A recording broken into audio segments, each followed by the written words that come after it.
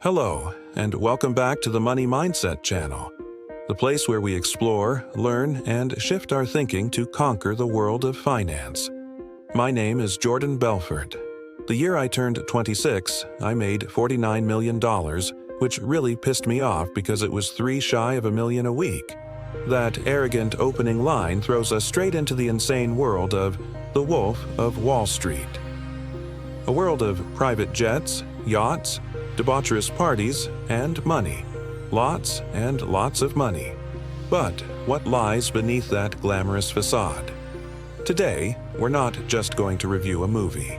We are going to perform surgery, dissecting the very root of the money mindset that created a legend, a devil, a sales genius named Jordan Belfort.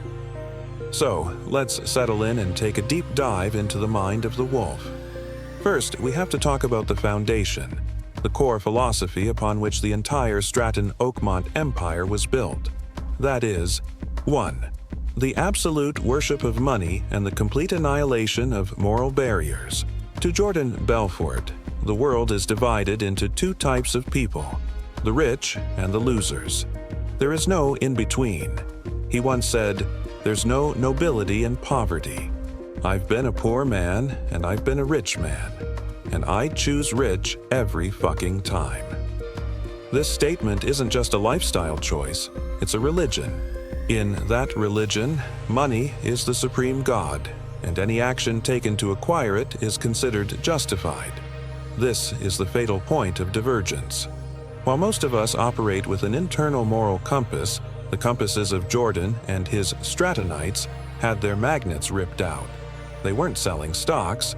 They were selling an overinflated dream, a hollow promise. Their victims weren't just numbers on a screen. They were ordinary people. A dentist, a car repair shop owner, people who trusted their life savings to young brokers screaming down the phone from a chaotic boiler room office. This mindset is extremely dangerous, but also incredibly seductive. It simplifies all of life's complex problems into a single goal: make money. It frees people from the nagging burdens of ethics and consequences. And in an environment supercharged with testosterone, drugs, and greed, it turned Stratton-Oakmont into an inhuman money-making machine, where the ends justified any and all means. 2. Reality architects: the power of vision and the art of acting as if. Have you ever wondered how a group of young men, most without financial degrees, could manipulate the market and make hundreds of millions of dollars? The answer lies in Jordan Belfort's ability to architect reality. He was a master at painting a vision and making others believe in it absolutely. He rigorously applied the principle of act as if. From the moment his company was just a dilapidated auto garage, he acted as if he were the CEO of a mighty Wall Street firm. He wore expensive suits, drove luxury cars, and spoke of million-dollar figures as if it were pocket change. This created an energy field, a reality distortion field. His employees, once inside that energy field, also began to believe they were masters of the universe. And from that belief, they gained confidence. This almost delusional confidence was their sharpest weapon when speaking to clients. A client doesn't buy a stock. They buy certainty.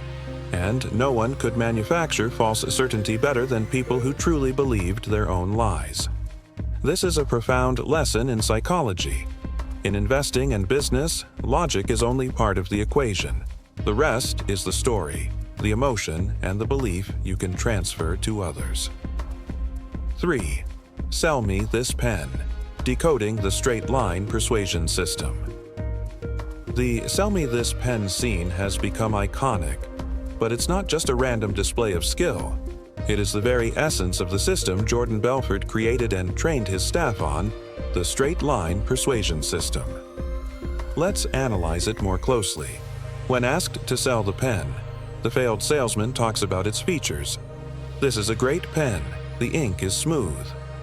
But what does the successful person, as Jordan demonstrated, do? He creates the need first. He says, "Please write your name down on that napkin." When the other person realizes they don't have a pen, the need is born. At that moment, selling the pen becomes effortless. Supply meets demand. That is precisely what Stratton Oakmont did, but on a scale millions of times larger. They didn't call and say, "We have stock in Company X, it's very good." No.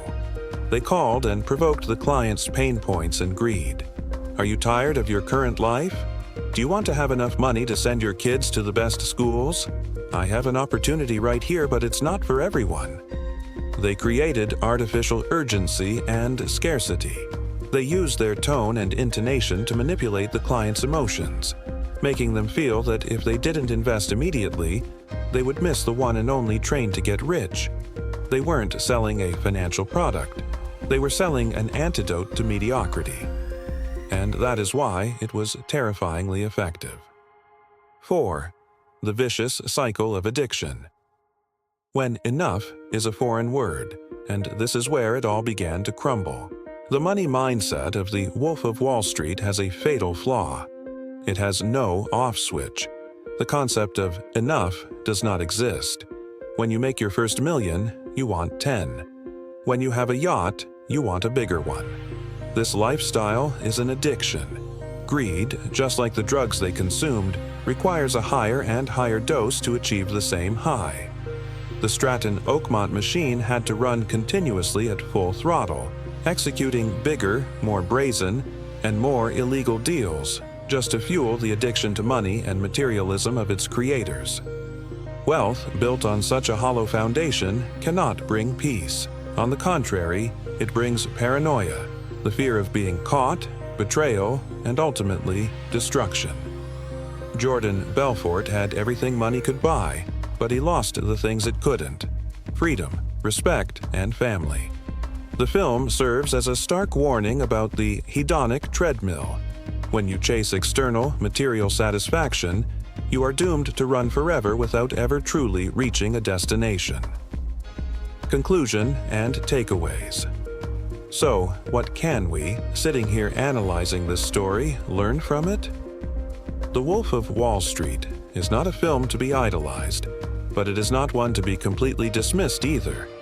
It is an extreme case study. We can learn from Jordan Belfort's fire of ambition, his confidence, his salesmanship, and his ability to create a vision. These are qualities that can help us achieve extraordinary things, but, and this is a critically important and shrewd but, we must place these skills upon a solid ethical foundation. Ask yourself, where is your line? Does your success create value for others, or is it built upon their loss? What does enough mean to you?